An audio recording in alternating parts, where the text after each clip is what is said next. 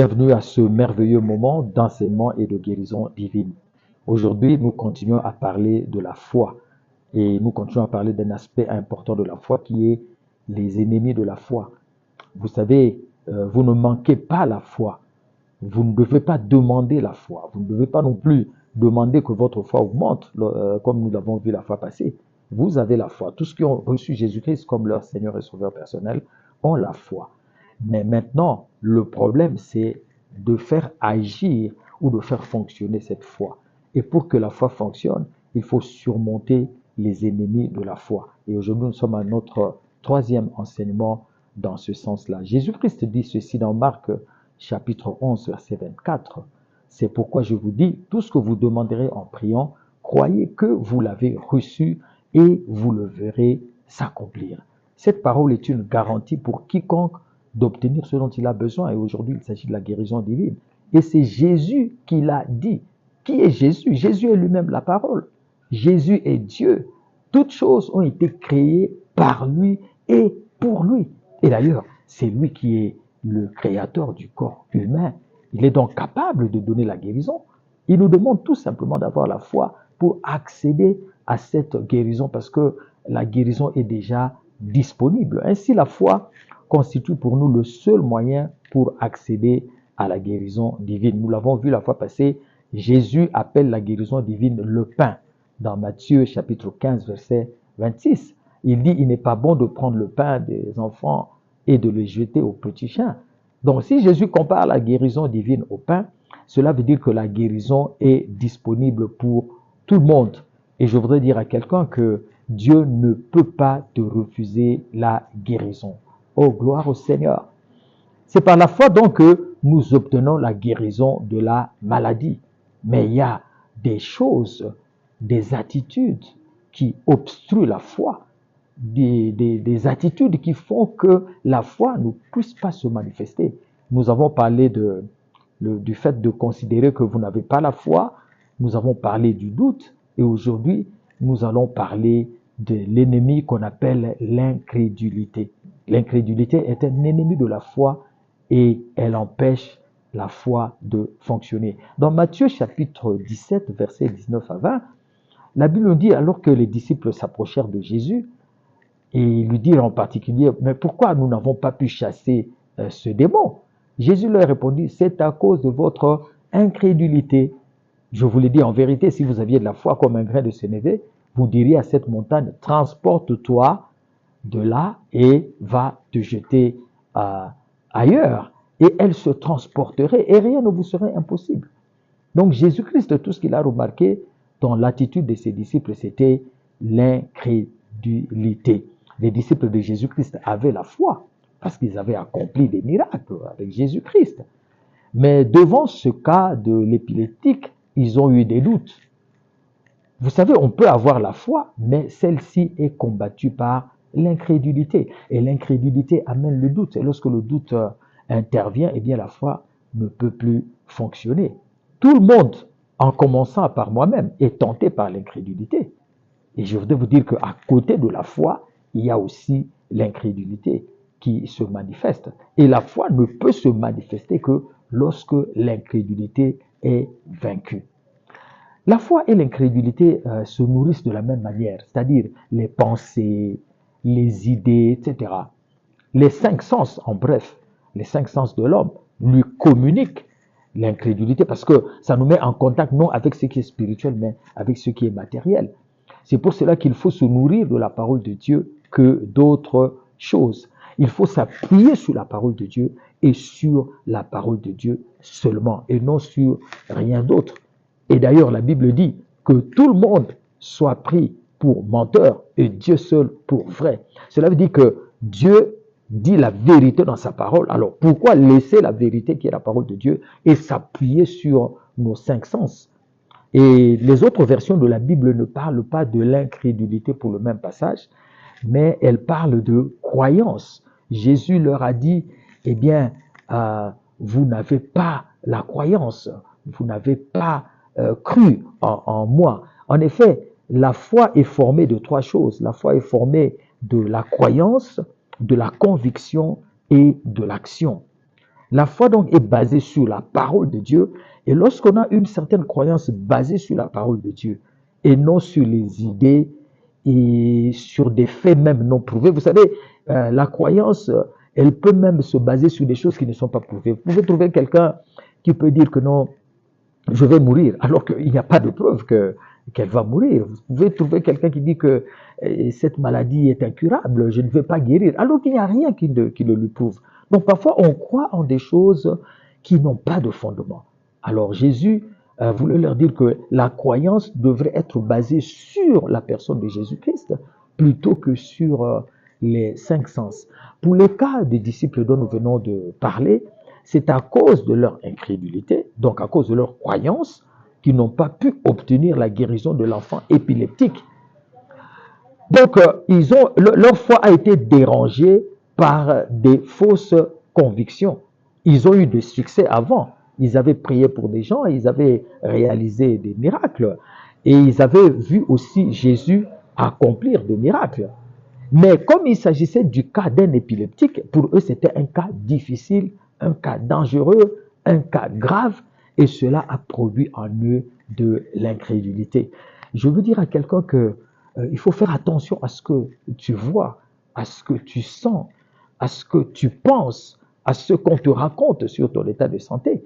Ce sont des choses qui peuvent t'amener à développer de l'incrédulité, parce que l'incrédulité vient par les cinq sens. Les disciples de Jésus-Christ avaient vu l'épileptique, et bien finalement, ils ont vu un cas difficile et ils ont dit que voilà, nous ne serons pas capables de pouvoir manifester notre foi. Vous pouvez être un enfant de Dieu, vous pouvez avoir la foi, vous pouvez même prier, mais si vous avez des croyances incrédules comme les disciples de Jésus-Christ devant l'épileptique, eh bien votre foi ne va pas fonctionner. Si vous avez des croyances telles que cette maladie est incurable, mon père, ma mère, mon frère est mort de cette maladie. Si vous avez des croyances telles que la douleur est en train de s'empirer, donc je ne vais pas guérir, etc., eh bien, vous aurez de l'incrédulité à la place de la foi. Et vous ne pourrez pas obtenir la guérison alors que cette guérison est disponible. Il faut donc faire attention que vos cinq sens ne puissent pas vous donner un message qui est contraire au message du Seigneur Jésus-Christ. Bien aimé, les gens autour de ses disciples les voyaient en train de prier. Mais Jésus-Christ a vu que c'était une prière qui était faite dans l'incrédulité parce qu'il voyait leur cœur. Jésus-Christ pouvait donc passer autant, les disciples, pardon, pouvaient passer autant de temps. Ils pouvaient même gêner, ils pouvaient même prier, ils pouvaient entrer en retraite, mais rien ne pouvait se passer parce qu'il y avait de l'incrédulité. Et prochainement, je vais vous parler des sources de l'incrédulité. D'où proviennent et ce qui cause l'incrédulité. Je vous ai parlé de cinq sens qui causent l'incrédulité, mais je vais vous parler comment est-ce que cela arrive dans la pensée de l'homme ou dans le cœur de l'homme. Mais aujourd'hui, retenez que lorsque l'incrédulité vient, eh bien l'incrédulité devient un ennemi qui empêche la guérison. Et l'incrédulité nous amène une attitude contraire à ce que Jésus nous a dit sur la guérison. Et toute attitude contraire à ce que Jésus nous a dit sur la guérison doit être écartée de ton cœur avant que tu ne puisses expérimenter la guérison promise et qui est du reste disponible. Il faut donc écarter ces choses, et bien vous verrez que la foi va se manifester. Comme je venais de dire tantôt, la foi ne peut pas fonctionner avec l'incrédulité. La foi ne peut pas fonctionner avec le doute. L'incrédulité, le doute sont les microbes de la foi. C'est-à-dire ce sont des éléments nocifs qui dérangent la foi. Eh bien, pour que la foi se libère, il faut écarter les ennemis de la foi et laisser la foi seule opérer. Je vous ai dit que ce n'est pas la foi qui vous manque. Je vous ai dit que vous n'avez même pas besoin de demander la foi parce que vous l'avez. Mais il y a des idées, il y a des pensées, il y a des attitudes, il y a des convictions contraires à la parole de Dieu, communiquées par les cinq sens, qui empêchent la foi de se manifester. Toutes ces choses-là, nous devons les éradiquer. Ça s'appelle incrédulité. Et aujourd'hui, comme vous avez éradiqué l'incrédulité, comme vous avez enlevé l'incrédulité, comme vous avez vaincu l'incrédulité qui est l'ennemi de votre foi, eh bien, quel que soit le cas qui viendra devant vous, ce n'est pas seulement le cas que vous avez maintenant ou qu'un proche a maintenant, mais quel que soit le cas que vous aurez, eh bien, vous aurez toujours la foi pour y faire face. Je crois qu'à partir de la reproche de Jésus-Christ aux disciples, à partir de ce jour-là, ils n'avaient plus commencé à douter de n'importe quelle maladie. Ça pouvait être l'épilepsie, ça pouvait être la paralysie, ça pouvait être même la mort. Ils ne pouvaient plus douter parce que Jésus leur a dit qu'il ne fallait plus être incrédule, il fallait seulement croire et que si on a la foi, on peut transporter les montagnes. La foi que vous avez suffit pour le rhume. La foi que vous avez suffit pour la malaria. La foi que vous avez suffit pour l'épilepsie. La foi que vous avez suffit pour l'hypertension. La foi que vous avez suffit pour le diabète. La foi que vous avez suffit pour la paralysie. C'est ça la foi que tu as. Tout ce que tu peux faire, c'est de combattre l'incrédulité. N'aie pas peur et adresse-toi à chaque montagne, comme Jésus dit, vous allez ordonner à la montagne, et aujourd'hui la montagne, c'est la maladie.